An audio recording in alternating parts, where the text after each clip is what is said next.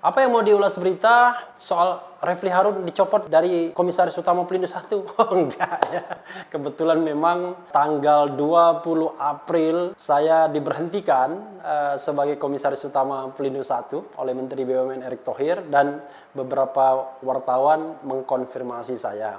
Tapi dalam kesempatan ini bukan itu yang ingin saya beritakan ya, tetapi soal yang ditanyakan Sobat RH sekalian. Jadi ada Sobat RH mempertanyakan, tolong dong soal yang ini. Nah, ini soal Harun lainnya, yaitu Harun Masiku ya.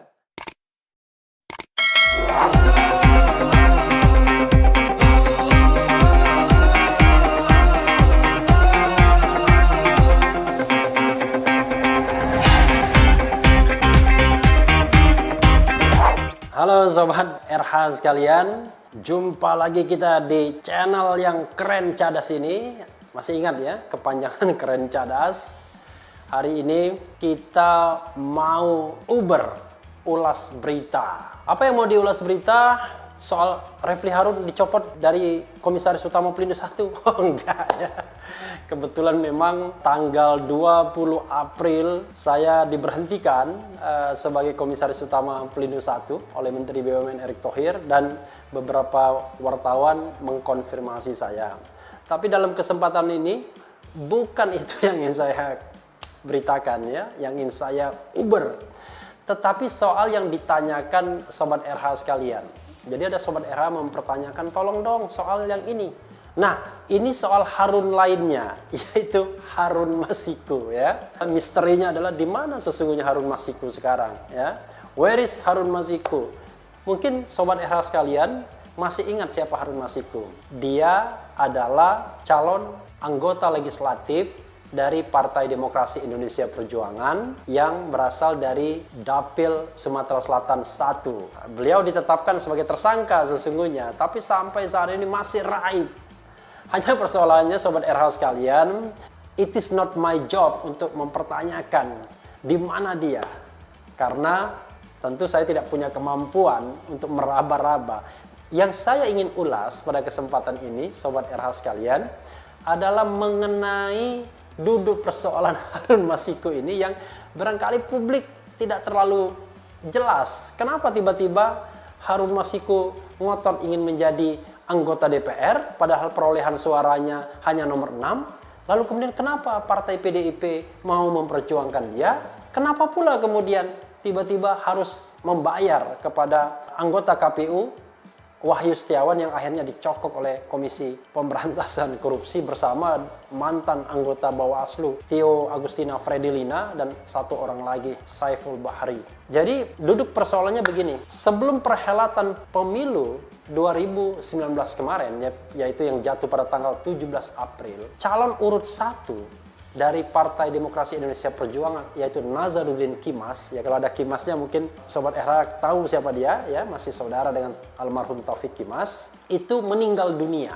Sebelum perhelatan atau pencoblosan pemilu tanggal 17 April 2019 tersebut, KPU melakukan klarifikasi terhadap Partai Demokrasi Indonesia Perjuangan dan akhirnya mencoret Nazarudin Kimas dari daftar calon tetap dari DCT. Sehingga ya tentunya karena sudah dicoret tidak ada lagi yang dilalanya pada hari H pemilihan yang bersangkutan mendapatkan suara terbanyak pertama melebihi calon-calon PDIP lainnya di Dapil Sumsel 1. Aturan KPU mengatakan bahwa suara ini tetap sah dihitung sebagai suara Partai Demokrasi Indonesia Perjuangan. Walaupun orangnya sudah meninggal, karena ini adalah sistem proporsional, jadi nyoblos orang itu tetap dianggap suara partai politik juga. Tetapi suara yang bersangkutan dinolkan. Kalau dinolkan, setelah dihitung PDIP mendapatkan 1 kursi di Sumsel 1, maka tentu saja akan jatuh pada suara terbanyak nomor 2 di luar Nazarudin Kimas. Dialah yang namanya Reski Aprilia. Rupanya mungkin Reski ini bukan orang yang direstui ya untuk menjadi anggota DPR. Rupanya DPP PDIP mungkin ya menginginkan Harun Masiku atau entah Harun Masiku yang melobi DPP PDIP.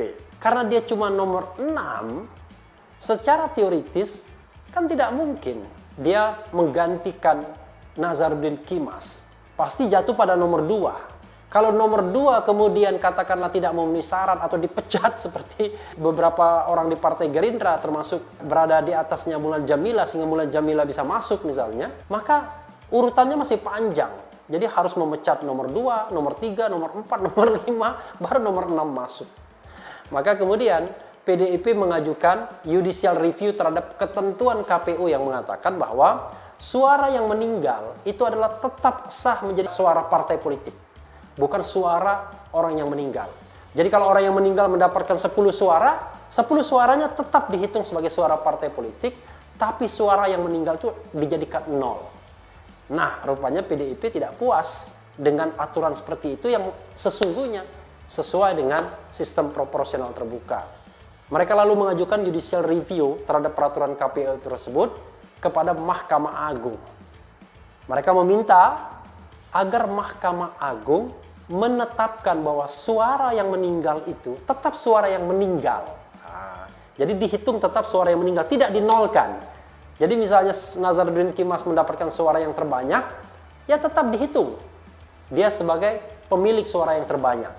Tetapi karena yang bersangkutan yang meninggal, maka suara tersebut menjadi suara yang tak bertuan. Lalu kemudian PDIP menginginkan mereka bisa menentukan siapapun yang akan mereka tunjuk sebagai pengisi kursi yang kosong itu, Nazarudin Kimas. Nah, inilah yang tidak konsisten dengan sistem proporsional terbuka sesungguhnya. Tetapi Mahkamah Agung meloloskan permohonan tersebut, yaitu bahwa suara orang yang meninggal tetap dianggap suara orang yang meninggal tersebut. Sementara suara orang yang tidak memenuhi syarat dianggap suara partai politik. Jadi, walaupun dia sudah meninggal, dia tetap dihitung suaranya. Dan dia tetap dianggap yang mendapatkan kursi, tapi karena dia sudah meninggal, maka suaranya diambil alih partai politik dan terserah partai politik mau memberikannya kepada siapa. Nah, disinilah celahnya Harun Masiku mau bermain. Saya tidak tahu kenapa misalnya Ketua Umum PDIP Megawati Soekarnoputri dan Sekjen Hasto Kristiarto mau menandatangani surat kuasa atau pengajuan judicial review tersebut. Wah, itu berarti canggih betul lobby Harun Masiku ini. Tetapi rupanya meskipun sudah berbekal putusan Mahkamah Agung tersebut yang sebenarnya tidak eksplisit juga. Karena Mahkamah Agung hanya mengabulkan hal yang diminta, yaitu bahwa suara itu adalah suara milik partai politik. Tapi permintaan agar partai politik diberikan keleluasan untuk menetapkan siapa yang akan mengisi kursi tersebut tidak dikabulkan. Karena Mahkamah Agung mengatakan itu bukan ranah judicial review. Itu adalah ranah yang lain. Karena sudah pelaksanaan dari undang-undang. Tapi kemudian ketika diajukan kepada KPU, Komisi Pemilihan Umum, ternyata KPU menolak. Dan saya setuju penolakan tersebut. Karena saya paham, orang-orang KPU itu adalah orang-orang yang paham betul dengan pemilu dan sistem proporsional terbuka. Yang istilah kerennya PR system, Proportional Representation System. Jadi dalam PR system itu adalah, pertama yang dihitung adalah suara partai politik dulu, secara keseluruhan. Lalu kemudian dihitung secara proporsional, berapa partai politik mendapatkan kursi. Katakanlah dia mendapatkan 1 atau 2 kursi di daerah pemilihan tersebut. Nah, barulah kemudian penentuan calon terpilih, yaitu siapa yang mendapatkan suara terbanyak di partai tersebut, di dapil tersebut. Jadi dalam konteks ini, karena PDIP mendapatkan 1 kursi, otomatis kursinya jatuh kepada Nazarudin Kimas. Tapi karena yang bersangkutan sudah meninggal, ya kursinya jatuh kepada peringkat kedua, yaitu Reski Aprilia. Nanti bisa dilihat ya, jumlah-jumlah suara dan lain sebagainya. Nah, inilah yang kemudian ditolak oleh KPU ketika diajukan agar kemudian yang ditetapkan adalah Harun Masiku. Maka pada tanggal 1 Oktober, kita tahu 1 Oktober itu adalah hari dilantiknya anggota DPR dan DPD. Yang dilantik adalah Reski Aprilia. Karena Reski Aprilia ini adalah pemenang suara nomor 2. Tetapi rupanya di tengah jalan, Harun Masiku masih ngotot. DPP PDIP masih mengusulkan yang bersangkutan untuk bisa PAW dengan Harun Masiku ini. Jadi yang tadinya ingin minta tetapkan karena sudah ditetapkan orang lain, ngotot juga untuk PAW. Kalau ceritanya PAW, lagi-lagi tidak memenuhi syarat juga Harun Masiku ini karena cuma nomor 6. Kalau misalnya Reski Aprilia mau di PAW, unfortunately kita masih memperkenalkan atau memelihara yang namanya recall, hak partai politik untuk menarik atau merecall anggota-anggota legislatif di DPR, maka penggantinya itu adalah suara terbanyak berikutnya. Nah, dalam konteks ini yang harus masuk adalah suara terbanyak nomor 3. Nanti bisa dilihat urutannya. Nomor 3 tidak bisa. Nomor 4 tidak bisa. Nomor 5 tidak bisa, barulah Harun Masiku bisa masuk ya. Jadi jauh sekali. Jadi kalau saya lihat catatan misalnya, Nazarudin Kimas karena dinolkan suaranya, sebenarnya suaranya banyak. Reski Aprilia itu mendapatkan 44.402 suara. 44.402 suara. Ini menurut catatan saya. Lalu Harun Masiku cuma 5.878, cuma 5.878. Coba bagaimana sistem pemilu kita ini tidak rusak kalau kemudian partai politik, elit-elit partai tidak berkomitmen untuk menjaga sistem pemilu yang mereka tetapkan sendiri. Dan akhirnya karena Harun Masiku ngotot untuk menjadi anggota DPR, maka terjadilah rupanya ada anggota KPU yang tergoda. Lalu kemudian brokernya juga mantan anggota Bawaslu yang saya kenal baik juga. Tapi sampai sekarang ketika ditetapkan sebagai tersangka, ternyata Harun Masiku raib entah kemana. Nah, sampai sana Sobat RH sekalian, saya tidak bisa menjawab lebih lanjut di mana Harun Masiku, misteri Harun Masiku. Yang bisa saya jelaskan adalah soal yang terkait dengan duduk persoalan. Kenapa ini orang ngotot betul untuk menjadi anggota DPR, padahal cuma suara terbanyak nomor 6. Kenapa kemudian DPP PDIP, dan ini sebenarnya partai-partai lain juga, Gerindra juga saya kritik misalnya, kenapa ingin menarik orang-orang yang tidak berhak sesungguhnya untuk menduduki kursi? Landasannya putusan Mahkamah Agung. Saya bisa berdebat. Putusan Mahkamah Agung itu tidak eksplisit. Memang fatwa MA mengatakan bahwa itu adalah hak partai politik, tapi fatwa tidak mengikat. Dalam putusan Mahkamah Agung nomor 57P/HUM/2019, sebenarnya MA hanya memberikan sebuah pertimbangan mengenai ius constituendum, hukum yang harusnya dibentuk di masa depan berupa rekomendasi, karena masih menggunakan kata seharusnya.